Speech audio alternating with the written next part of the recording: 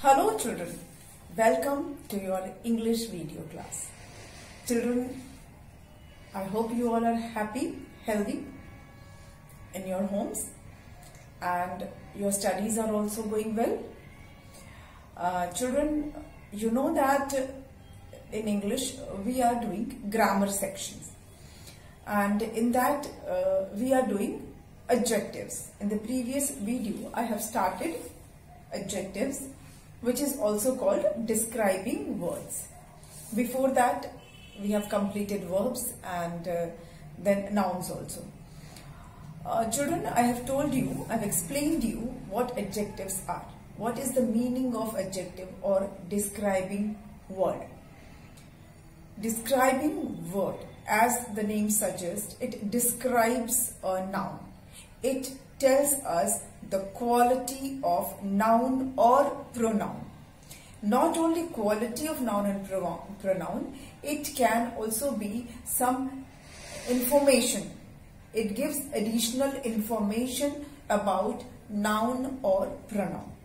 Okay, so adjective is a word, or describing word is a word that tells us the quality of noun or pronoun, as well as it can give additional information about noun or pronoun.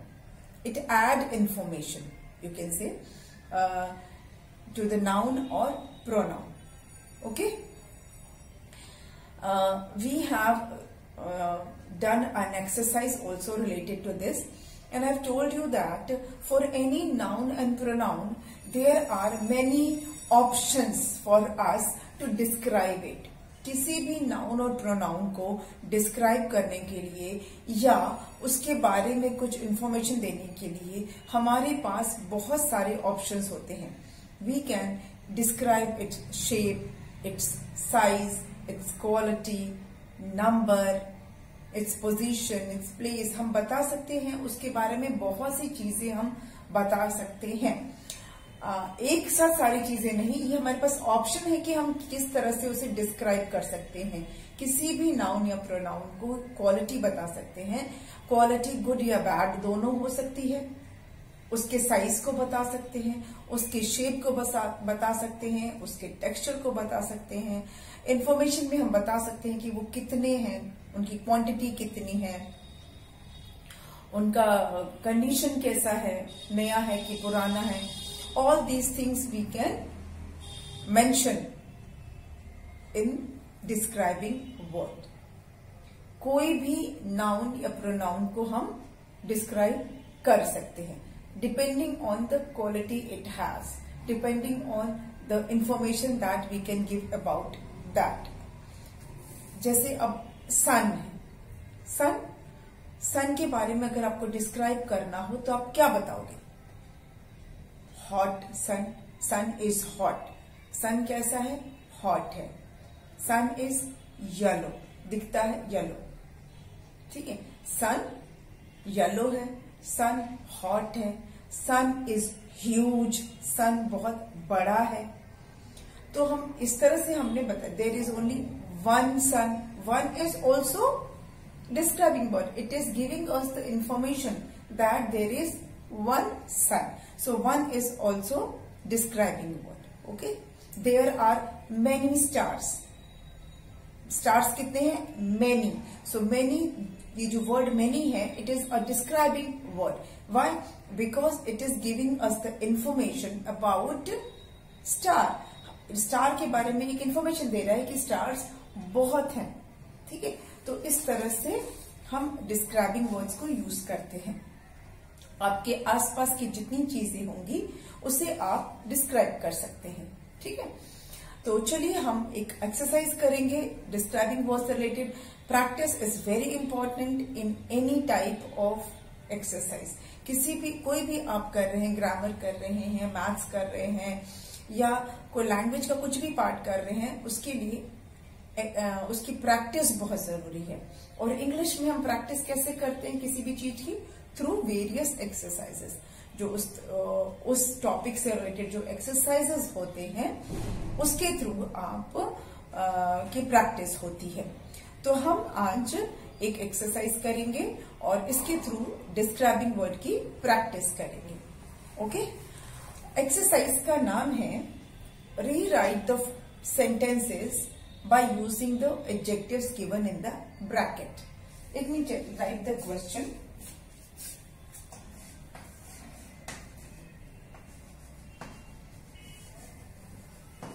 Rewrite the following sentences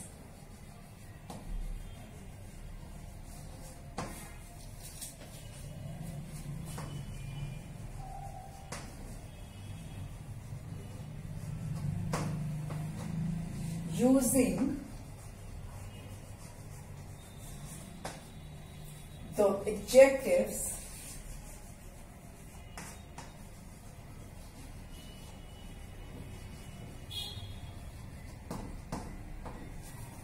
given in the brackets.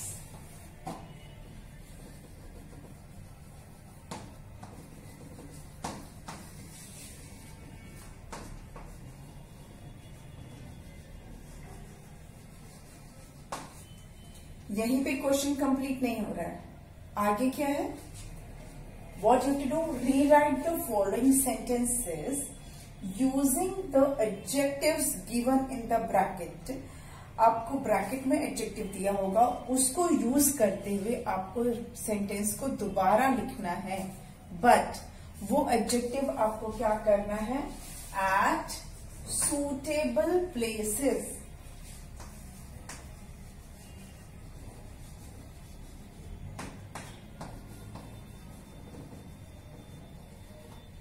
This is very important.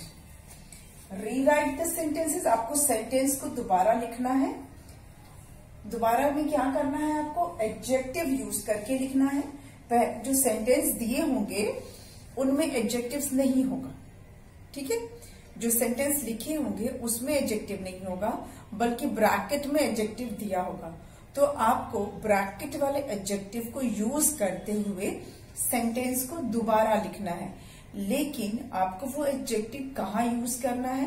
Eight suitable place, सही जगह पर आपको वो adjective use करना है, कहीं भी नहीं यूज कर देना है। आपको देखना है कि वो एडजेक्टिव कहाँ यूज होगा, सेंटेंस के किस पार्ट में उस एडजेक्टिव को हमें यूज करना, ये इसका ध्यान रखना है।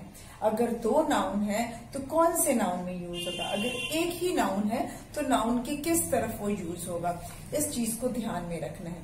सेंटेंस के किस पार्ट में आपको वो एडजेक्टिव यूज करना है, इस बात का आपको ध्यान रखना है, ठीक है? उसको ध्यान में रखते हुए फिर आप एडजेक्टिव्स यूज करेंगे। चलिए मैं आपको आपके साथ शुरू करते हैं। हम इसमें कुछ 10-15 करेंगे ताकि आपका बिल्कुल थॉरो प्रैक्टिस इसके हो जाए। I have a ball. Now this is a sentence, this is a complete sentence. I have a ball. इसमें कहीं भी adjective नहीं यूज हुआ है। Do you find any describing word here? Ball को कोई चीज डिस्क्राइब कर रहा है, आई को कुछ डिस्क्राइब कर रहा है, nothing. No describing word is there. But I'm going to give you a verb, a describing word here. Okay?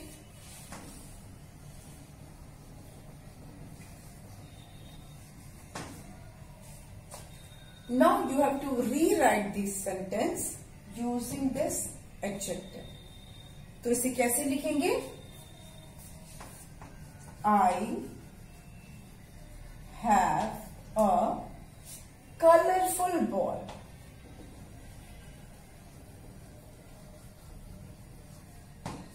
I have a colorful ball. अगर कलरफुल की जगह दिया होता स्मॉल बॉल तो आप यूज करते I have a small ball. अगर big लिखा होता तो I have a big ball. अगर सॉफ्ट बॉल होता तो लिखते I have a soft ball, ठीक है? या 5 यहाँ नंबर लिखा होता तो आई हैव 5 बॉल, तो फिर ये अ हटाना पड़ता, ठीक है? क्योंकि अ होता है एक के लिए 1, तो हमको अ हटाना पड़ता। ठीक। तो इस तरह से आपको सुटेबल प्लेस पर एडजेक्टिव यूज करना है। Let's do the second sentence. Okay, number 2,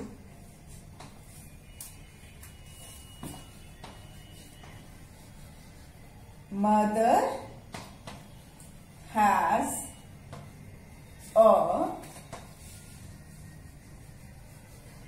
knife। अब इस सेंटेंस में कहीं भी डिस्क्राइबिंग वर्ड नहीं है और यहाँ पे दो नाउन्स हैं, एक मदर, दूसरा नाइफ। ठीक है, दो हमारे पास नाउन है। अब ब्रैकेट में एक एडजेक्टिव लिख देते हैं,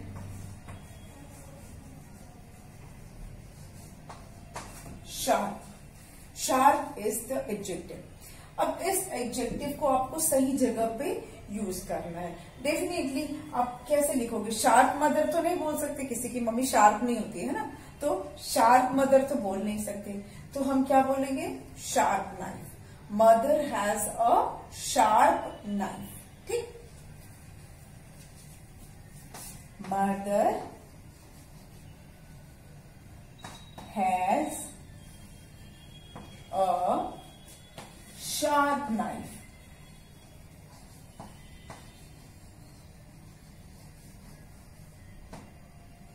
ठीक है, now we have used this adjective, here we have used the adjective, mother has a sharp knife।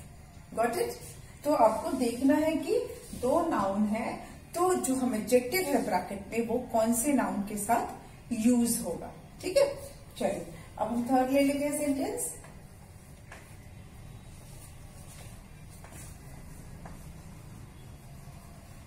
These are apples and lemons। These are apples and lemons। और यहां पर ब्रैकेट में है सार कॉमा स्वीट।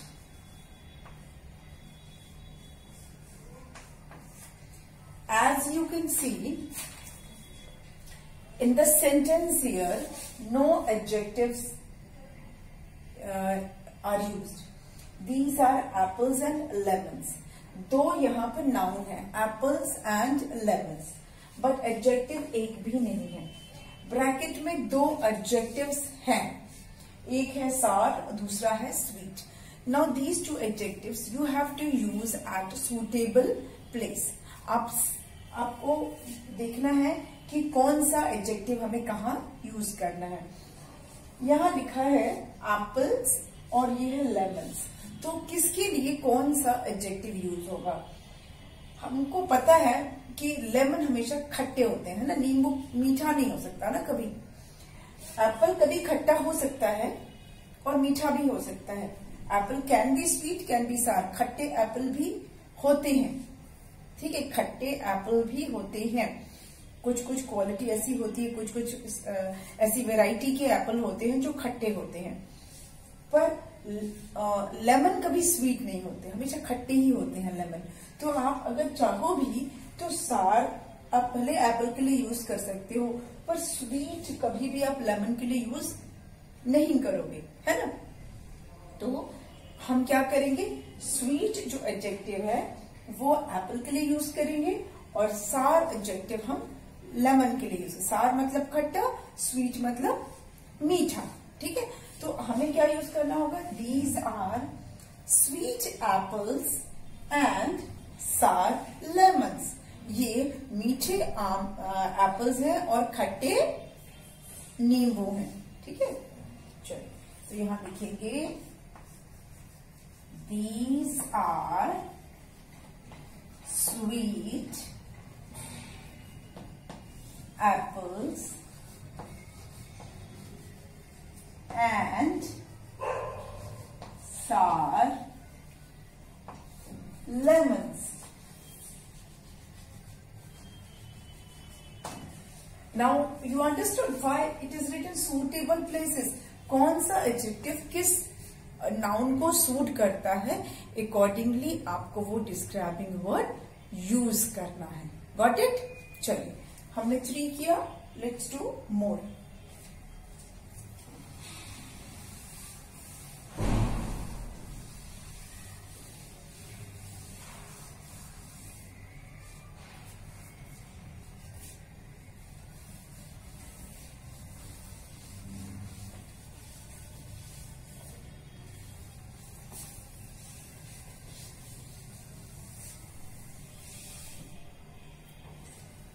चलिए नेक्स्ट देखें, number 4।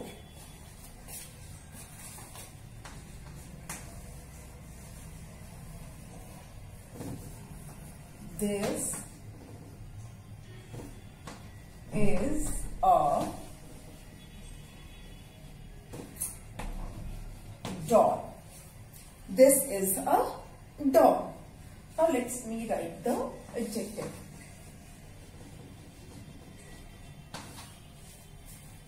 This is a doll और adjective क्या है? लवली। तो नाउन हमारे पास एक ही है इस सेंटेंस में, तो नाउन से पहले हम लिखेंगे this is a lovely doll. This is a lovely doll. हमने एडजेक्टिव यूज कर लिया। डॉल कैसी है? लवली है। ठीक है, next, the boy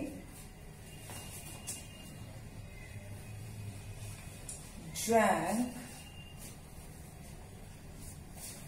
all the water in the jug.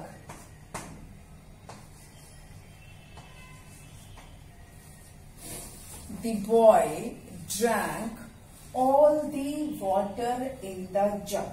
Now as you can see in this sentence there are 3 nouns. इस पूरे सेंटेंस में आपको 3 नाउन दिखेंगे, boy, water and jug. Boy, water, jug, 3 noun है इसमें। अब एडजेक्टिव देखते हैं। ठीक है,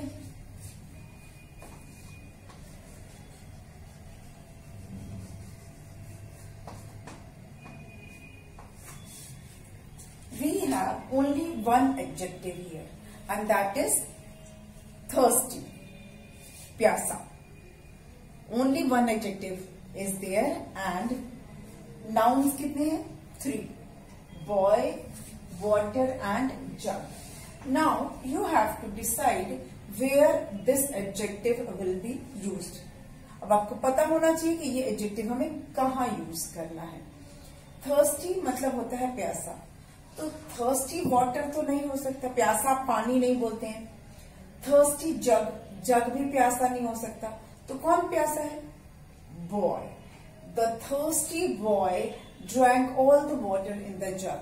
क्योंकि जो प्यासा लड़का था उसने जग का सारा पानी पी लिया।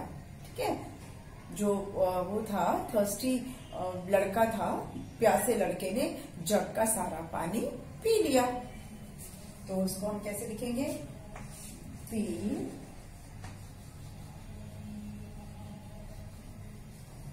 thirsty boy, बॉय से पहले हमने thirsty लगाया, drank all the water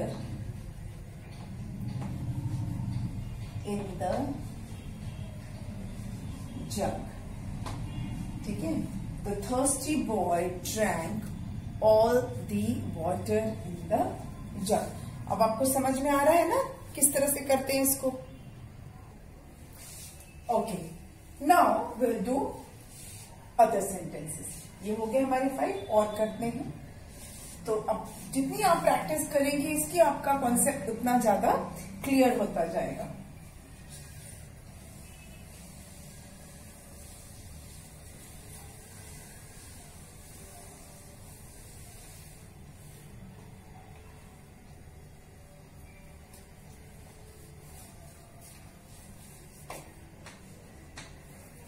Sentence number 6.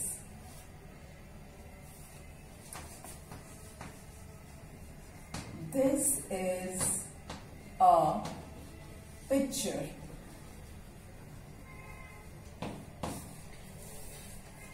This is a picture. No adjective used. अब यहां पे adjective डालते हैं।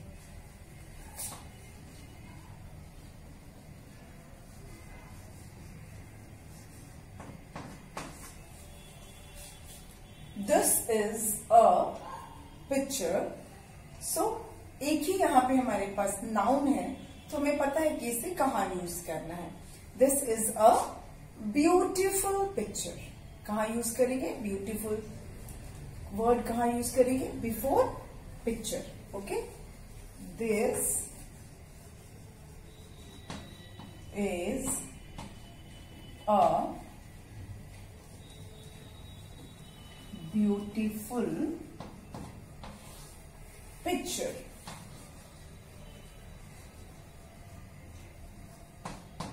ठीक है। Next, the porter is carrying luggage.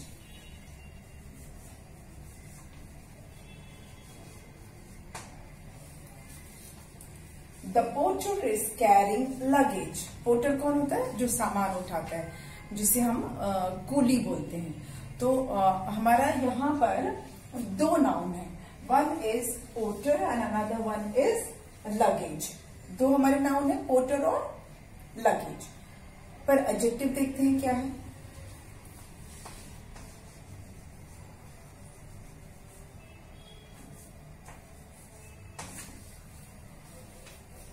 Heavy. अब ये हैवी कहाँ लगेगा? Heavy porter is carrying luggage? No, the porter is carrying heavy luggage, भारी सामान। कूली जो है वो भारी सामान उठा रहा है, उसने उठाया हुआ है। कूली ने, पोर्टर ने भारी सामान उठाया है, heavy luggage. Okay, the porter is carrying a heavy luggage.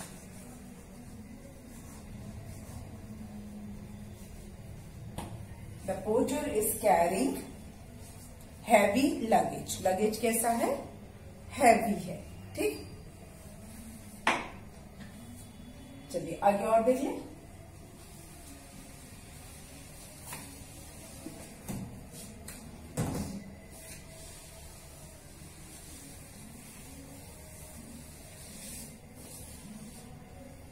Okay, now next,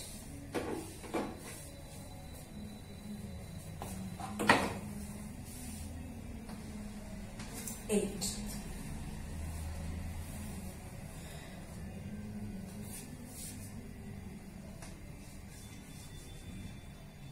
The chef cooks dishes. The chef cooks dishes. जो शेफ है वो डिशेस बनाता है।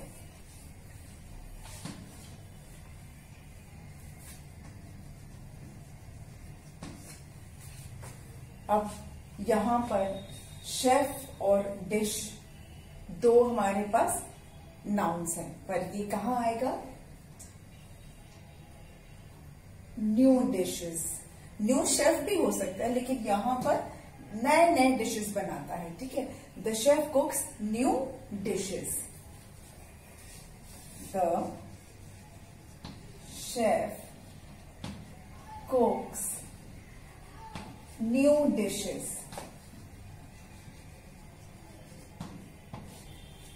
कैसे डिशेस बनाता है? नए डिशेस बनाता है, ठीक है। नए नए डिशेस वो बनाता है। नंबर 9,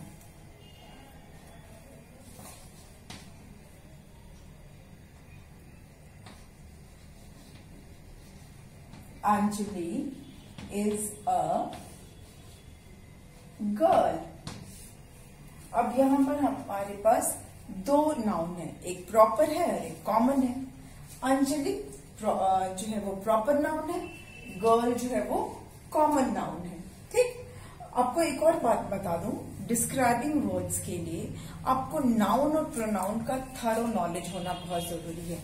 अगर आपको नाउन और प्रोनाउन अच्छे से समझ नहीं आया है तो आपके लिए डिस्क्राइबिंग वर्ड करना डिफिकल्ट होगा, आपको मुश्किल आएगी डिस्क्राइबिंग वर्ड्स को यूज करने में। जब भी आप डिस्क्राइबिंग वर्ड कर रहे हैं तो मेक श्योर कि आपका नाउन और प्रोनाउन का कॉन्सेप्ट एकदम क्लियर होना चाहिए, ठीक है। तभी आप इसको अच्छे से कर पाएंगे। Anjali is a girl. अब यहां पर हम एक एडजेक्टिव ले लेते हैं, चीयरफुल। हर बार ब्यूटीफुल प्रिटी नहीं करते हैं, थोड़ा चेंज कर देते हैं। अंजलि गर्ल है, कैसी गर्ल है? Cheerful girl. Cheerful Anjali is a girl is not a correct sentence. हम ये लिख सकते हैं, Anjali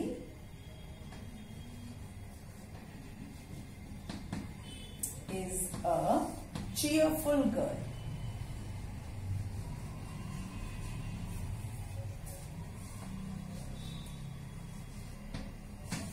Anjali is a cheerful girl. Anjali जो है वो चीयरफुल गर्ल है, ठीक। चलिए, ये हमारा एक और हो गया। Let's do another.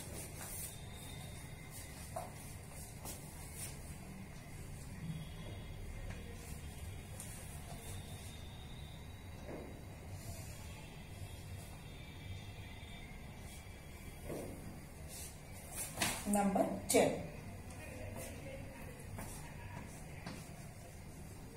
There are clouds in the sky.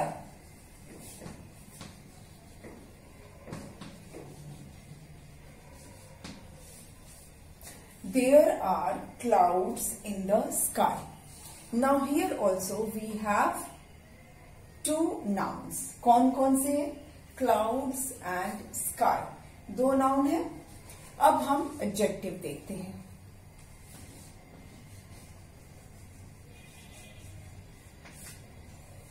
Dark, हमारा एडजेक्टिव क्या है? डार्क, ठीक। तो अभी किसके साथ जाएगा? डार्क स्काई या डार्क क्लाउड? कौन से नाउन के साथ ये सूटेबल है? क्लाउड्स के साथ। काले बादल जिसको हम बोलते हैं ना, बारिश में जब होने वाली होती है तो आसमान में कैसे बादल छाते हैं? काले बादल, ठीक है। तो देयर आर डार्क, घने जिसको हम बोलते हैं ना, ब्लैक क्लाउड्स नहीं बोलते हैं नॉर्मली, क्लाउड्स को डार्क क्लाउड्स बोला जाता है। अब हिंदी में भले बोलते हैं कि आसमान में काले बादल छाए थे, वो हम हिंदी में बोलते हैं, ठीक है, कि आसमान में काले बादल छाए थे। लेकिन इंग्लिश में हम काले बादल नहीं बोलते हैं, इंग्लिश में हम ब्लैक क्लाउड्स नहीं बोलते हैं, हम बोलते हैं डार्क क्लाउड्स, ठीक है। तो यहां बोलेंगे हम, there are dark clouds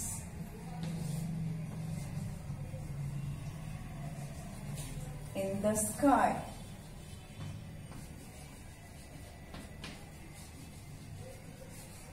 Got it? There are dark clouds in the sky. तो ये डार्क हमने यहां पे यूज किया। हमने 10 सेंटेंसेस किए जिसमें कि हमने जाना कि डिस्क्राइबिंग वर्ड्स को तो हमें पता है, नाउन्स भी पता है, पर डिस्क्राइबिंग वर्ड को नाउन कौन से नाउन के पास लगाना है, उसका सुटेबल प्लेस क्या है, किधर हमें उस डिस्क्राइबिंग वर्ड को, उस एडजेक्टिव को लिखना है, किस नाउन के साथ उसे लिखना है, ये हमने सीखा है ना। तो आज का एक्सरसाइज यहीं पे खत्म करते हैं। We have many more exercises related to this, जिसको हम करेंगे अपने आने वाले वीडियो में। आज के वीडियो के लिए इतना ही, ठीक है। तो मिलते हैं अपने नए वीडियो में। Thank you.